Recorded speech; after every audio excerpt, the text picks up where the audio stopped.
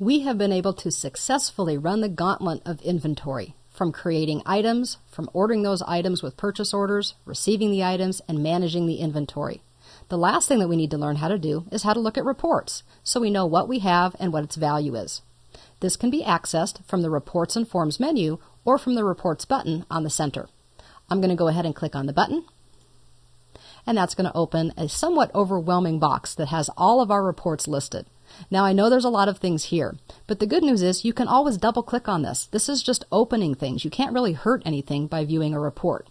I'm going to go over just a few of these.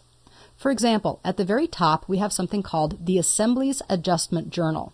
This is actually going to show me how my general journal or my general ledger was adjusted when I made assemblies. If you remember, when we took those items out of regular inventory and put them into an assembly, we had to do some adjustments. Let's take a look and see what this shows us. I'll give it a double click to open. And I get to see a fairly simple report because, of course, we only had one build of one assembly. It tells us the GL accounts that were affected, 12,000, 77,500, and 12,000 again. Then it gives us the reference number and a line description. So this is all for making the deluxe facial package. We debited an account first of $40.65, and that was due to a build where we assembled 5 of these items. Then if we move down to the next lines, we can see that likewise we had a $40.65 credit. Here's that double entry bookkeeping all over again. We have to debit one account when we credit the next. It also was part of the same build when we built 5 of them. It tells us that our total was $40.65 in debits as well as in credits. Guess what? Those balance out. Are you surprised? Well, you shouldn't be, because all of this double entry bookkeeping is supposed to balance. So this is a great way to show and even print or email to somebody what happened with the GL account by doing assemblies, removing the individual items and creating an assembled item instead. I'm going to go ahead and close out of this one and see what else we can find in our reports window. I can actually see a list of assembled items, the components that we used, a cost of goods sold journal, and a lot of different other things that we have here. They really are very interesting. But let me go ahead and move down to one that will probably be of interest to you or the business owner, and that's the Inventory Valuation Report. Let me go ahead and open that one. And of course, we don't have a lot of inventory in place yet, but this is giving me my total values. It can tell me that I have currently deluxe facial packages that I've built that are using the first in, first out costing method. I currently have 5 on hand, and they're worth $40.65.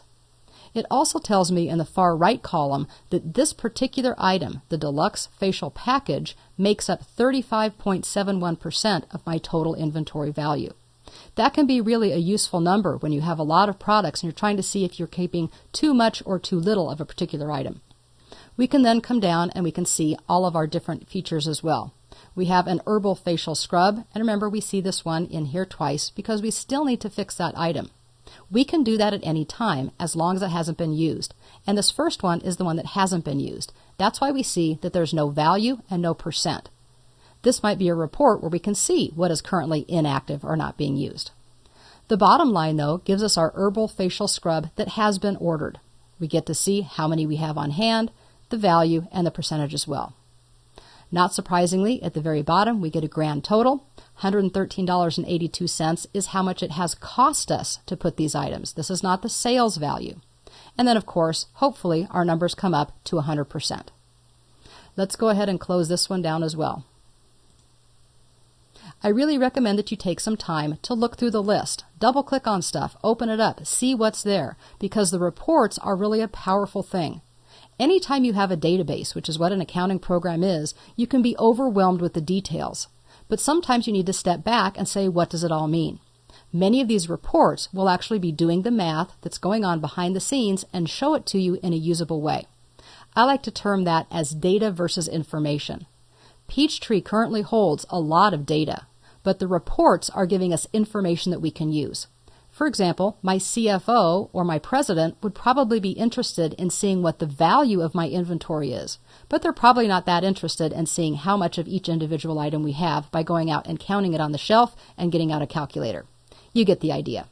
So I'm going to go ahead and close this screen down and take us back to our main screen. And just remind you that the reports are the end result of having a detailed and accurate inventory. Businesses sometimes try to take shortcuts and be very generic and then reuse things instead of keeping accurate track. You have to trust me when I tell you that putting time into setting up your inventory correctly, as well as your services, will pay off in the end. Because by being detailed, you will be able to learn about your business. Not just how much have I sold, but am I making more money from certain departments or certain types of products? Or am I spending too much money there?